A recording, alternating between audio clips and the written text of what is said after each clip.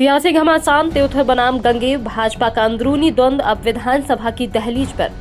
रीवा जिले की राजनीति में सत्ताधारी दल भाजपा के दो कद्दावर चेहरों के बीच चल रहा वर्चस्व का संघर्ष अब सड़कों से निकलकर विधानसभा की गलियारों तक जा पहुंचा है। त्योथर विधायक सिद्धार्थ तिवारी और गंगेव जनपद पंचायत अध्यक्ष विकास तिवारी के बीच की तनातनी ने जिले के राजनीतिक पारे को गरमा दिया है।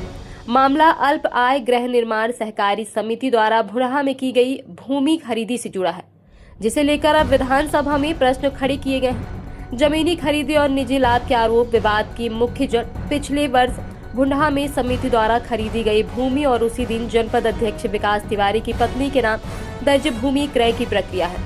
विधायक सिद्धार्थ तिवारी का आरोप है कि इस पूरी प्रक्रिया में पद का दुरुपयोग कर निजी लाभ साधा गया है। इससे पहले भी इस मामले की शिकायत ईओडब्ल्यू और अन्य मंचों पर की जा चुकी थी, लेकिन विधानसभा में प्रश्न लगने के बाद अब इस विवाद ने आधिकारिक और कानूनी रूप ले लिया है। अभी हम लोग श्रीयुत महाविद्यालय की आराजी को लेकर कई बार खबरें चलाए हैं और ग्राउंड में भी जाकर देखे हैं, तो बहुत सारा भूखंड ऐसा लगता है कि माने बहुत बड़ा ये कॉलेज है, जैसे गवर्नमेंट की कॉलेज हुआ करती है। सुनने में आया है कि यहाँ आराजी जो है शासन की है, जो महाविद्यालय के कब्जे में है। जी, मुझे भी इस तरह की सूचना मिली थी और आरआई और पटवारी द्वारा मैंने कई बार मध्य प्रदेश शासन की ज़मीनों का उल्लेख किया, तो पटवारी द्वारा बताया गया कि आपके यहाँ ये कॉलेज से लगा हुआ 219 और 220, 932 और 932/1/220, 213, 214 माने लगभग 10 एकड़ के आसपास की सरकारी ज़मीन है जो मध्य प्रदेश शासन है। मैंने भी उसको कंप्यूटर में अपने मोबाइल में देखा है कि मध्य प्रदेश शासन उसमें दर्ज है और हमने ये भी प्रयास किया कि उसमें जो गौधाम बना हुआ है, ये गदही हिनौती में बना हुआ है, मैंने भी प्रयास किया। हमारे गांव के कई किसान परेशान हैं, तो मैंने भी प्रयास किया कि यहाँ हम आवारा मवेशियों को यहाँ वो बनाएं,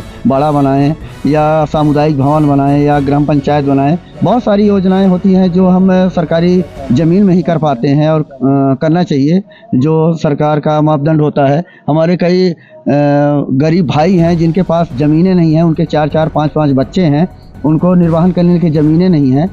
तो हमने एक बार फ़ोन से वहाँ के जो प्रिंसिपल या प्राचार्य जो भी होते हैं कॉलेज के, उनसे संपर्क किया कि हम ये ऐसा कर सकते हैं क्या।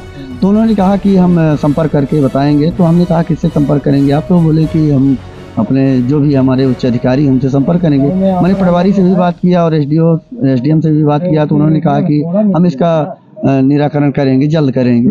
इस तरह की बातें हैं। नहीं, जैसे कोई गरीब, मान लीजिए गरीब ने अतिक्रमण किया होता जी, तो क्या ये ऊपर नीचे बात करते हैं? नहीं, बिल्कुल होती है, बिल्कुल होती है। जो जितना गरीब होता है वो प्रशासन उसको उतना दबाता है। मापदंड प्रशासन क्यों अपना रहा है? अब ये अधिकारी के दम नहीं है कि वो बात कर सके? नहीं, ये तो देखिए, ये तो शासन और प्रशासन के दम पे ही अधिकारी चलते हैं। अधिकारी तो वही करेंगे जो ऊपर से उनको निर्देश होगा। एक चर्चा ये भी हो रही है कि उस कॉलेज को शासनाधीन कर दिया जाए। अब ये शासन की मंशा है कि शासन उसको अपने अंडर पे लेती है कि वो प्राइवेटीकरण ही चलाती है, वो शासन का है, वो हम टिप्पणी नहीं कर सकते। मैंने गांव में आपके सख्त आवश्यकता है शासकीय भूमि की, बहुत ज़्यादा आवश्यकता है। हमारे गरीब भाई बहुत ज़्यादा हैं, हमारे पास बहुत सारी योजनाएं हैं जिसमें हम निर्माण नहीं कर पा रहे हैं, आज भी वंचित है निर्माण करने के लिए। जी, अच्छा, निजी जब कॉलेज बनी है तो जमीन क्रय की गई होगी कुछ, तो अब इसके बारे में मैं नहीं बता सकता क्योंकि मैं उस समय छोटा भी था और मैं वहाँ था भी नहीं। धन्यवाद। ओके।